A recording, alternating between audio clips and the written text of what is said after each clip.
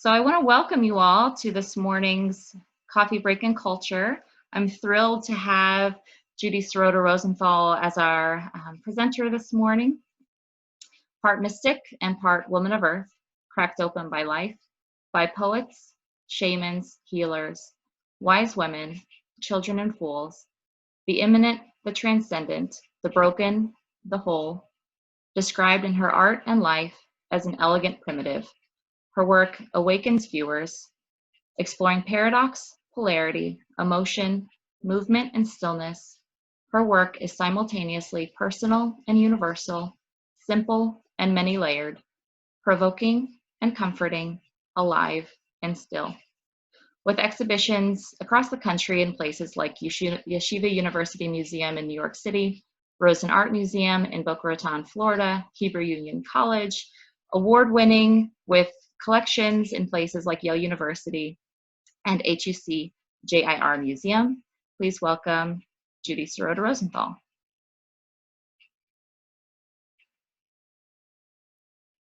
And thank you. Oops. I can hear you, Judy. Can you hear me? Yes. Okay. I'd like to thank Kayla, the JCC, Scott, and Susan for inviting me to present this.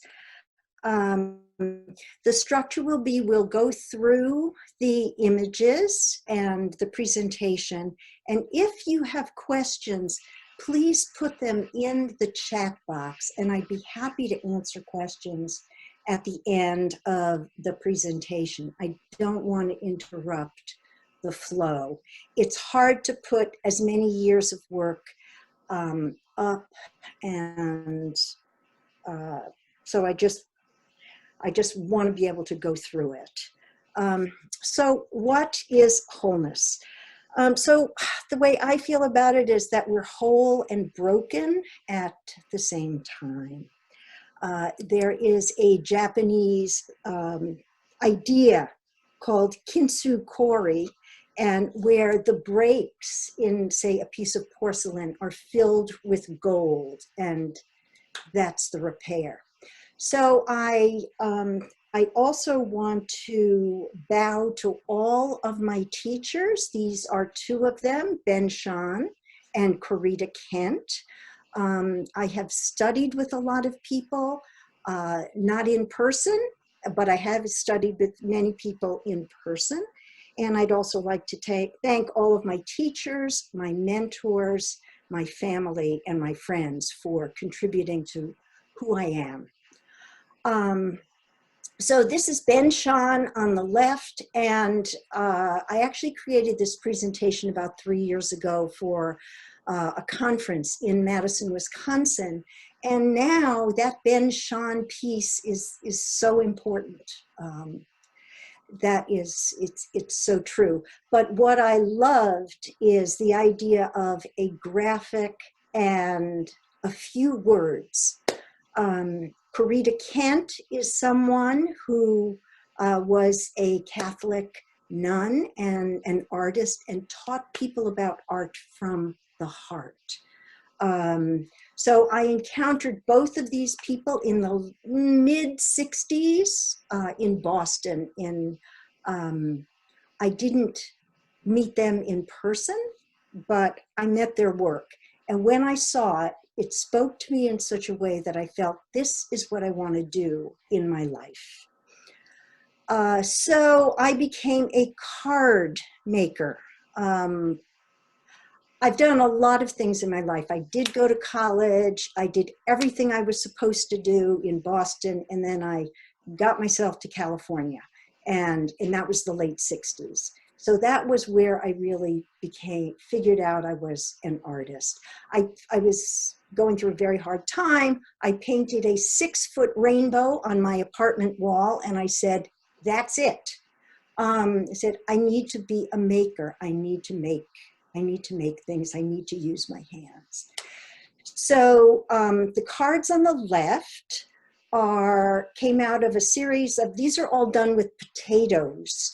They are all potato prints, and I took them to a very strong level. I was not doing rainbows at first in the cards, but then when I started doing rainbows, the stores that carried them could not keep them in stock because these are all done by hand.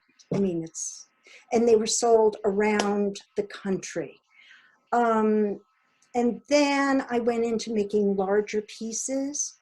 The cards on the right are cards that I made starting in around 94 after I had studied a lot of, done Torah with a group of women on Fridays. We studied, but I was drawn into the Kabbalistic world. And I tried to study it academically, but I couldn't get it. It didn't reach me. So I found a way to study an embodied Kabbalah. And so some of these are from that, and many of these are my own words. And also, Heschel has been a great teacher of mine. So this is, again, I was going through a difficult time. This is my favorite painting that I've ever done. And it is a black rainbow. If rainbows could be colorful, why can't they be black? And so I see this as creation out of tohu vabohu, but this is also, this is like the tzimtzum, the crack in the light, and Leonard Cohen's song of the crack is where the light comes through. That's an old Kabbalistic idea. Then I started making these concentric circles, and here's a black rainbow meeting the concentric circle. I needed a form. And so I came upon the circle as a form. And so that gave me some structure in which to work. Making for me has been the work of my soul. And the thread throughout all of my work is the work of the hand and the work of the heart. And it's the work of my soul. This piece, these are large. These are about 3 feet by 4 feet. This is called Pondering the Heavens. This is called Unfinished Prayer. These take time to do. They're not immediate, the way photography for me when I do events or families. That's an immediate process. This is not an immediate process. I struggled to figure out what was going to fill in that space. Was I going to take, part of some prayer books, or what was it? And then I realized that the emptiness was the answer. That really left room for people to have their own words, their own prayers. These last 2 pieces are now at Reconstructionist Rabbinical College as part of their collection. This is about 4 by 4.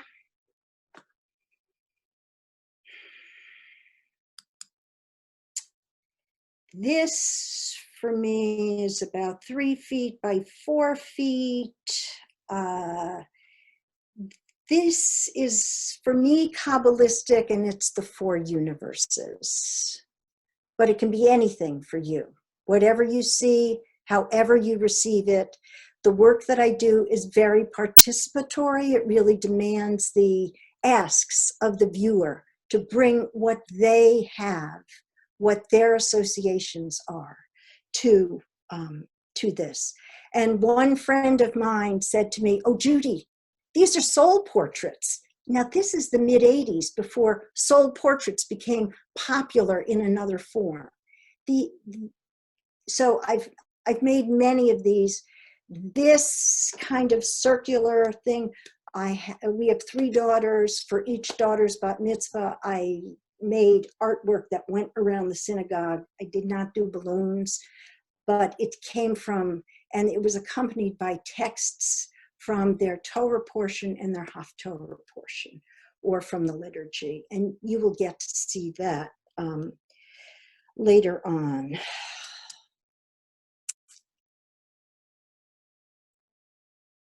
We all have so many parts to ourselves.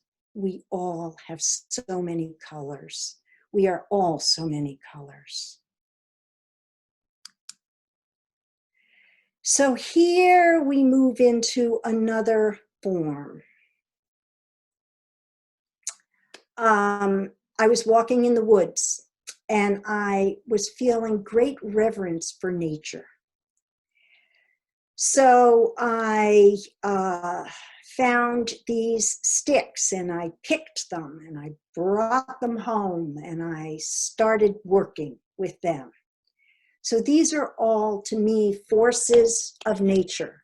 So starting from the left, we have the waters and their creatures. I'm going to skip what it appears to be the second one here. The third is birds and flight. The fourth is spirit. The fifth is man and voice, and also a little bit of imagination. The sixth is trees, nuts, and seeds. And the last one on the right is wind and song. And I realized that I needed a seventh stick. So the all gold one is the unknown. And so I think that having a lot of respect for the unknown is, for me, that was the completion of this particular piece. Then while studying, so here you can see details of all of these, not all, because they wouldn't fit in the photos. I have to give credit to Tim Nicewander, who is the best art photographer in the United States, who happens to live locally,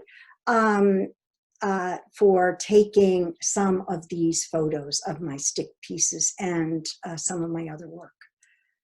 Most of these things are natural materials or been handmade by someone else, like the little figures on man. Okay, so having been studying with my friends, Torah, I decided to make the 7 days of creation. So this piece also now resides at Reconstructionist Rabbinical College.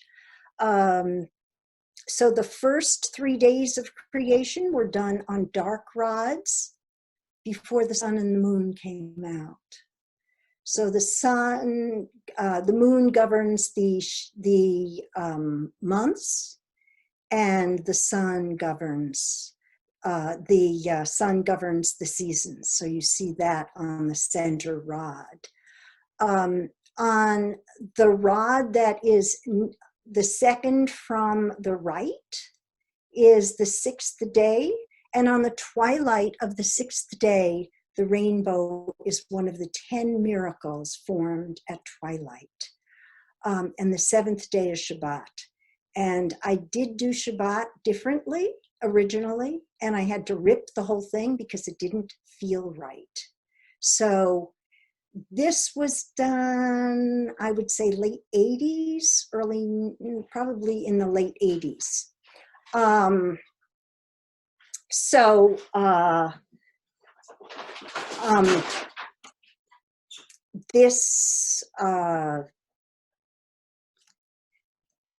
Then you'll see here we go right to the mezuzahs, because how could I also use this form for making ritual objects? So again, I have to dry this weed for about a year before I can work with it. And another detail, these pieces are in numerous different museums. They're just, people have been drawn to them. They're all made by hand, and there are no glues used. It's all done by tension. These are the tribes of Israel. So I did get a grant to work on this piece and on Seventh Heaven. This, I count the tribes as 15. because Jacob had 12 sons and one named daughter, Dinah. And then who got land at the end of the Torah? It wasn't Joseph and it wasn't Levi, but it was Joseph's sons, Ephraim and Manasseh. So to me, when you count the tribes, it depends when you're counting them. So there are 15 here. I'm looking for a home for this piece. If anybody has any inspiration, hey, let me know. Let me go back. Here you can see detail. So I spent probably years studying Midrash, talking to different rabbis, talking to different teachers. What about this? What about this? What about this? So it takes time to feel into these. Let me go back one. And if you look at the bottom of the rods, the first 5 are, so Jacob had 4, either 2 wives and 2 concubines. So you can tell which wife, which mother it came from by the bottom. The detail. So again, there are no glues used in this. It's by grace and tension that these are all held together. So then we move into prayer flags. I am interested in the cross-cultural ideas that exist by humans, for humans. You know, we come in, it's many roads up the same mountain. Prayer flags are a cross-cultural idea. They are a gesture of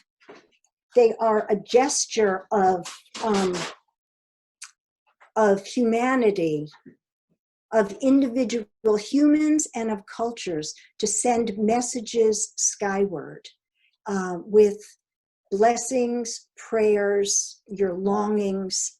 So in this particular exhibition, which was at the Chesterwood Museum, there were 3 different languages used. There was Sanskrit, there was an Oriental character for chi, life force energy. If we think about ruach, wind, breath, and spirit, wind is an essential part of prayer flag action. These are made to disintegrate. So all of these are made by hand. They're ripped, the square ones are all ripped by hand. Each one is tied or sewn to the lines. There were hundreds of prayer flags. You're seeing only a small section here. And I used the dot as my own symbol. And the dot kept changing depending upon what line it was in. So to me, the back line, prayer, the dot becomes a circle, like a mouth open in prayer, because prayer is not always peaceful and it can be rageful. It can be full of passion. So that's one of the passionate lines. Here you see, so every Hebrew letter had, again, I studied many texts on this to figure out what color would each letter be. And there were a lot of mystical things that actually happened in this installation during the time of it being up for 5 months. And the next slide will show you one.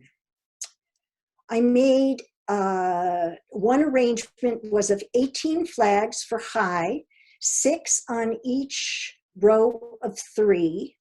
The circle was, the circle form kept changing, but it was all around the same size. They were all triangular flags. And at the end of the exhibition, when it was time for me to remove it, a spider had made a web the same shape as the flags, with the orb around the same size as the circles.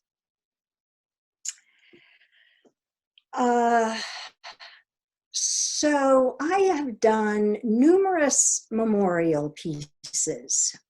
So in my own working with my emotions, which is one thing that art has enabled me to do, is to work with my emotion and wrestle with it and allow some form to come out of it. So this is called Portrait of Mother. These were my mother's stockings, which when we were, cleaning her things, I just intuitively took.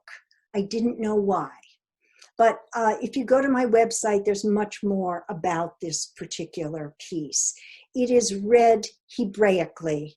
The first stocking shows my mother's relationships. This was shown in one museum, and I have a book of responses from people because they were so moved by this piece.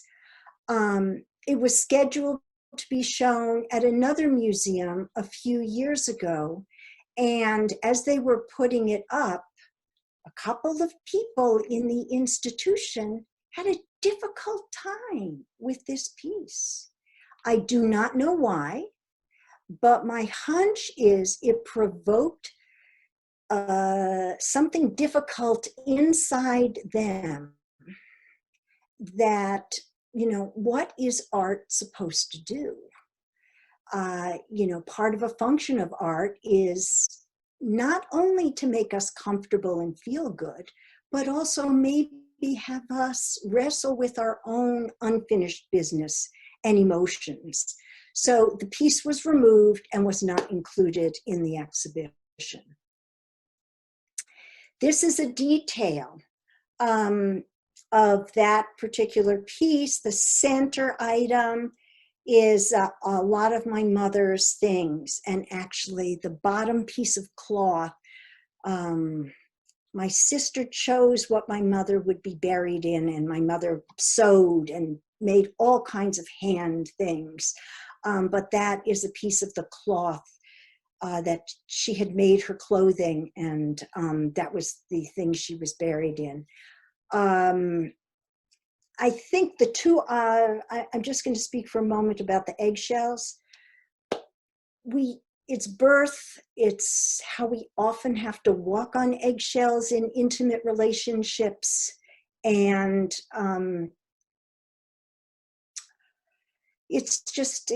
that's part of that for me. And then the rubber bands, my father used to save rubber bands, but also the tension in the mother-daughter relationship. And so part of the work I'm doing now is on mothers with adult daughters, and I'll speak about that for a moment later on. When we were cleaning out, a year after my mother died, we were cleaning out her things, donating her things, and I was getting ready to donate her shoes, and her sister, my aunt, one of my favorite aunts, said to me, "No one walks in your mother's shoes," and this piece appeared to me. So I split the shoes, and this piece has only been shown once, but has been profound for some people who have seen it.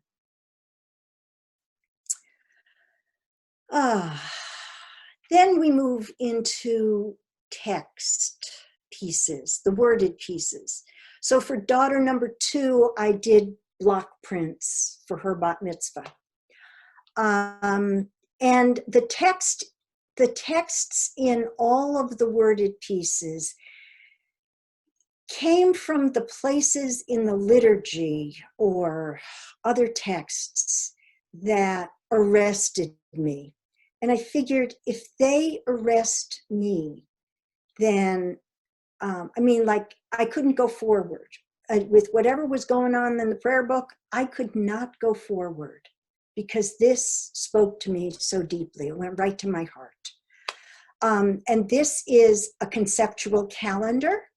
So if you read from right to left, Every Sunday is different than every other Sunday, but is related. And then the colors, then the weeks are horizontal, the days are vertical. This piece also comes only in English. In several of the worded pieces, they're done both in English and Hebrew or just in English. Again, the Shehechianu. It may not be the text that everybody is used to, but this was the text that spoke the most to me. I do not use the word God. I do not use a reference to God. I use a sense of the divine. I want people, for me, it's a personal relationship with the divine, or with whatever great mystery there is, or whatever unknown there is. We as humans, when we walk outside at night, we are exposed to the wonder of the great beyond. And we don't know what that is. We don't know what those forces are. But I wanted to have a direct, which is why I'm more of a mystic, relationship to the divine. This blessing, which some of you will recognize as the Mishaberach, is, but it's more than a blessing for healing. It is, I was aware of some people not feeling blessed. And even though on Friday night, you're supposed to bless your children, or I photograph for Albertus Magnus College, and there's always blessing going on there. I feel very at home there. I feel like we need to remember to bless each other. People need a blessing. When I do workshops, at the very end, I work with people and have them, even with a stranger, attain some level of presence with each other so that you can offer a blessing just from your heart, whatever you pick up. Okay, this is seventh heaven from Jewish perspectives. So, two things. I have worked in the form of installation for many, many years.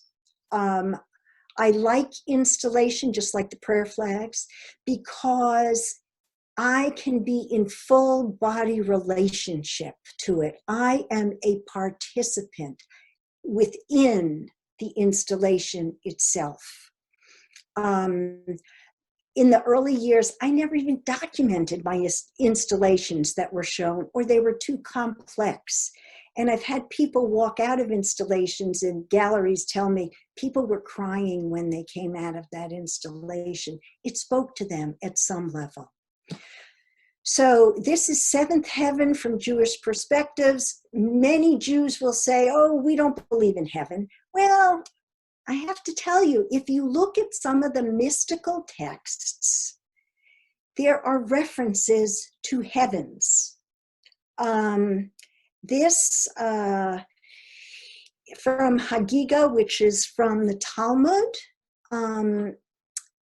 there is a reference to seventh heaven is the highest level of heaven, where the souls of the unborn and the souls of the very righteous are recycled. Again, this is a cross-cultural idea. People believe in 3, 7, 11, 13 heavens across different cultures. So, because my ancestry is Jewish, and that's my starting point, I needed to create this. I needed to create it because I found my grandparents' ketubah from Russia, and it was written in Aramaic and Russian. And on the back side of it, someone had translated that my grandfather had promised to take care of the souls that were yet to come down to them. And then, so I had a vision about this piece. You could not walk straight into seventh heaven, so these tripods around seventh heaven are the gates to heaven. So I had a vision, I created it, and then I found texts to actually support the vision. So this is one of the texts. They're very delicate, fragile, but not really.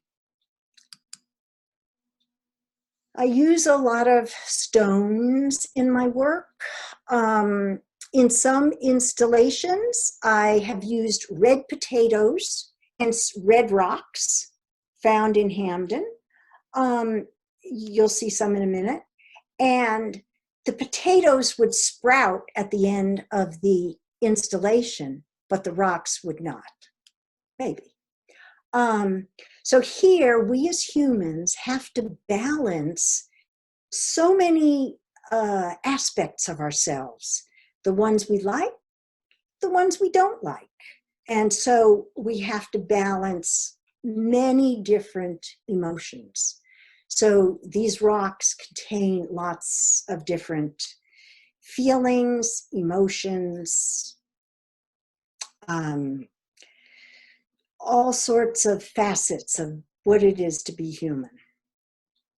This is the Kabbalistic text for stone, and these are the round red rocks found in Hamden that are older than the dinosaurs, they're over 250 million years old. Yes, I dug all of them. It's true. This is a Miriam's cup, again, ritual object. So there was a call by Mayan, a Jewish organization in New York, for Miriam's cups. And so it appeared to me, so I worked with natural materials. I worked with a pomegranate, which is also contained 613 seeds, supposedly. But it's the seeds of life. So Miriam had timbrels and the waters. So I've done several of these ritual objects. This was a Spertus Prize finalist, and the exhibition, actually another piece was a Spertus Prize finalist. There was a curator who was deciding upon which pieces go into the Miriam's Cup exhibition. My piece was the first one to arrive. She put it aside and said, "What's this?" And then she went through all the pieces of silver, all the pieces made of other things.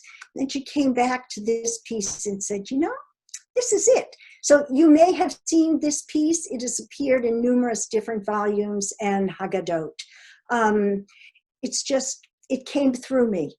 That's what it is. Okay, this is a tzedakah box, and I believe there may be some at the JCC in New Haven. Again, Chesterwood, large-scale installation.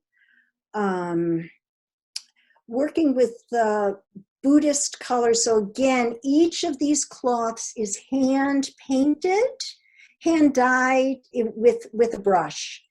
And the rocks are our burdens. And those are, in fact, our offerings of what we have to offer to the great mystery. Our burdens are our gifts and our teachers. And you can back that there is a tree with ropes attached with things left. And so I invited attendees, people who visited the site, to leave whatever messages they wanted, to leave their burdens, to leave their wishes. And there were so many, there's St. Christopher medals, Japanese origami, people left messages, people left their Chesterwood tags. It enabled them to participate at a level of gesture. And for me, that's important. It was important to be able to offer that to people. I needed to create a of work. These are all giclées, which means these are done partially by hand. I used pieces of my concentric circles. I used pieces of my work with, these are all my handwriting. And I wanted to participate in the fair, which was the high-end Judaica craft show. But they rejected me the year before and said, no, you haven't done any new work. Okay. So I created a series of 10 pieces. And these pieces, I went to a friend here who, an Orthodox friend, and I asked him, I said, I have a few quotations, but what resonates for you? What would you have me make? Can you give me a couple of quotations? So he gave me this. This is not the usual translation. He gave me this. I used it. This is, I actually have a note card with this on it. And then he gave me this one. And the important thing about this one is that this is a quotation from a young rabbi who died in the Holocaust. And this person said his cousin, who had studied with this man, but his cousin had gotten out of Germany before the Holocaust, and so he had a letter, set of letters from this rabbi. And this was in the last letter from this rabbi to this young man. And the person who gave me the quotation said, thank you for making this. You now have allowed this man, this rabbi, to live on. So many of you know me as a photographer. These are photographs from Bali. This collection of all of my work of Bali is now at Cornell University. They acquired it this year. The work of the hands. Our hands are very important. So this is, the top one is called Shiva Mudra, and the bottom one is Rice Farmer Mudra. I did an exhibition of my work in Bali, all of my photographs in Bali. I went there to study with a teacher. So photography was not my main thing. And so at Slivka at Yale, I had an exhibition of my photographs. But that too was an installation, because in Bali and in Bali Hindu practice and in Buddhist practice, the steps that one walks up are levels of your consciousness. So the exhibition started, if you know Slivka, you may not, there are several sets of stairs going up the different floors. It started at the first set of stairs. It went up. It then continued up into the gallery, went around the gallery, and then up one more flight of stairs. So that it really became a whole experience for people to actually walk upstairs. Included in this exhibition, because when I was in Bali, I really understood how related so much of Jewish wisdom and the wisdom from other cultures was about being human. And so I included many of the prints that I had done that are Judaic. They're the same concepts. It's the same wrestling with what it is to be human. So this Buddha was at one of my healers' memorial services. Again, it's the symbol of the hand. And she, for me, I've had numerous therapists. I would say 3 were very important to me. One, when I was going through a very difficult time in San Francisco, long stories there, said to me, "You're an artist." And I didn't know it. It took her reflecting that back to me to give me permission to be an artist. Another one, great teacher, said to me, I said, what do I have to teach my daughters? She said, teach them to have courage. That's the most important thing you can teach your daughters. Have courage. And then I realized that regular therapy was not going to work for me, that I needed the world of healing, which deals with great mysteries. It deals with the unseen. And there are forces in the unseen that can help to heal us if we're open to them. So that is partly why I became a Kabbalistic healer. And I also studied the mystical traditions and healing work of several other traditions. And so now my healing work, when I work with people, it includes all of that. The work with shamans, the work in Tantra, the work with Margot Anand, the work with so many other forms. Heschel was and remains a great teacher to me. And this is from his words to youth. And I think it's also relevant to today, but I realized that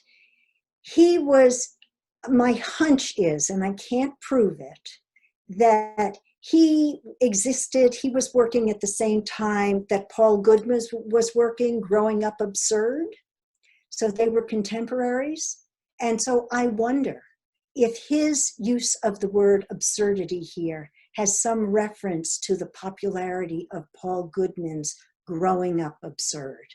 But I think it's a message we can give to each other, to our youth, to our elders. And the reason I say our elders is because one of the pieces of my work right now is helping people write ethical wills. And that I have done several workshops on ethical wills. It's been very moving for people because they encounter parts of themselves that are unfinished and unresolved. And I am grateful that I have the experience of being a healer, to work with the parts of people that are broken and hurting, and that I can support them in finding their way through this challenge of, especially during these pandemic times, leaving your values, not your objects. It's our values. That's what's important. Now, that's what's essential. And my work with mothers and daughters, I've been working on it for years. I've done many, many interviews, daughters alone, mothers alone, small workshops. And there have been, my initial question was, because I have 3 adult daughters, mothers and adult daughters, and my own relationship with my mother was complicated. If the relationships with daughters are great, what's made them great? If they're complicated or unresolved, can they be resolved? Can repair happen? And even through the interviews with people, repairs have happened between mothers and daughters, and greater understanding has happened. So that now my work in addition to photography, is trying to do some more work with mothers and daughters and helping them navigate, learning from them, because I certainly learn from all of the interviews I've done, all of the workshops that I've done, that there is a lineage between mother and daughter, grandmother, all the way back. And what is passed on can be unseen yet extraordinary. And sometimes people wait to the deathbed to do this, to do this repair, if it's even possible. But time is lost. And there are ways of working with opening space, creating spaciousness, and being present that allow for repair to happen. So one more thing. Here you can go, the top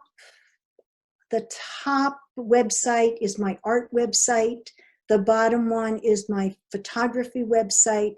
And I'd like to add one more thing, which is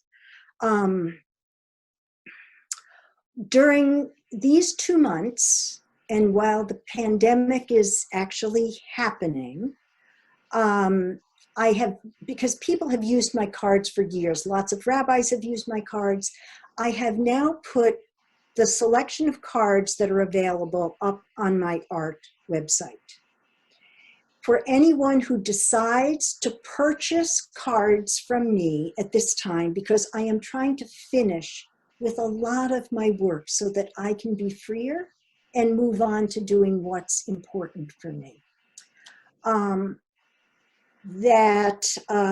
am discounting the cards. You can contact me, and the prints. You can contact me about that, but also a donation for any purchases will be made to the New Haven Area Mutual Fund, which is supporting the underserved in New Haven, and they're supporting the New Haven Food Garage, which is a grassroots organization just delivering food and money to people in New Haven during the pandemic.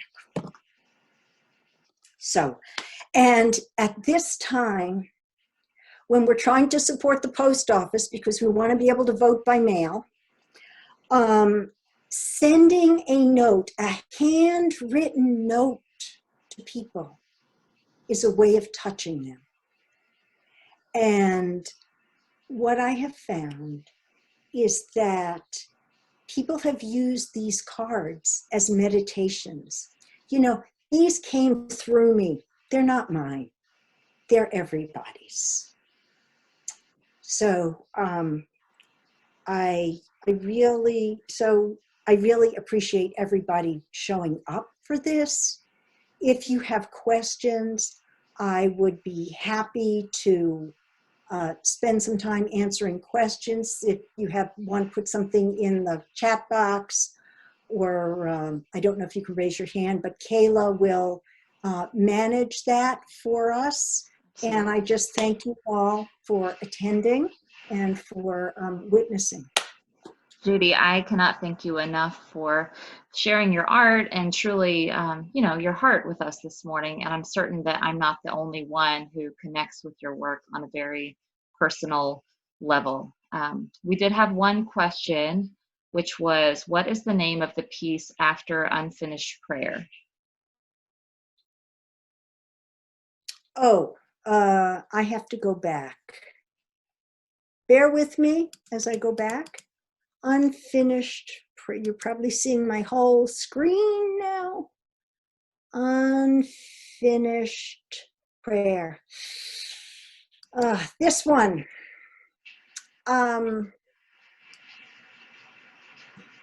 Actually, maybe you have a name for it. I didn't name this one. It just is. Beautiful. It just is. Thank you for asking. And that question was from Susan Harris, who just wanted you to know that it was a beautiful presentation, and she had to leave at 10:30, but we did record this entire program and it will be available online.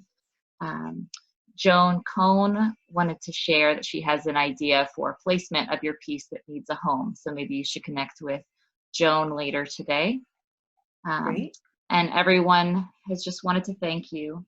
Susan Skalka wants you to know this was amazing. She had no idea all of your experiences and facets to your life. Looking forward to learning more from you. And P.S. her youngest is Cornell class of 2020. Christine Anderson shares that this was a very heartwarming way to start the day. Thank you so much. So Judy, I just want to echo everyone again. Thank you so much. This was absolutely a beautiful presentation. I want to thank all of our guests who joined us this morning. What an amazing outpouring from the community. I know even beyond our local community has joined us to share in this presentation. Coffee Break and Culture is a project of the newly opened JCC Whose Family Art Gallery. We look forward to being able to be back at our location at 360 Amity Road. I do hope that you all plan to join us again next week, and I invite you to bring along your friends as well. Next week on May 14th at 10 a.m., we're going to hear from Eileen Eder as she shares her art with us. You can also join us for Humor with Joyce in the Time of Pandemic on May 11th at 7 p.m. And I encourage you to frequently check our JCC website at jccnh.org for upcoming events. We're offering a lot of virtual programming these days. So I wish you all good health and take care. Thank you. Thank you, Judy. Thank you. Thanks, Judy. This was great. Thank you, Judy. Love you. Thank you, Judy. Thank you.